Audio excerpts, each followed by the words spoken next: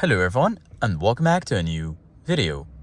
In this video, I'm going to show you guys how you can turn off the lane tracing assist on your Toyota Corolla. So if you guys want to learn how to do it, just follow the steps that I'm gonna show you. So basically guys, in order to turn off or turn on this option, it's pretty easy, pretty straightforward. As you can see guys, here on your steering wheel, you're going to find all of these buttons right here.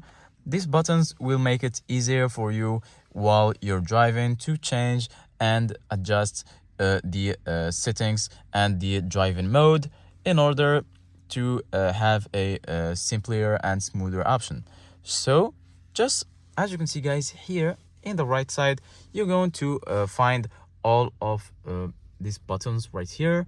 So here, as you can see guys, if you go just in the left side of this little analog and circle, you're going to find this button, and basically guys, this is the button responsible for the lane tracing assist.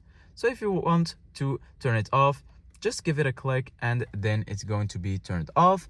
And the same, if you want to reactivate it, just give it a click and then it's going to be turned on.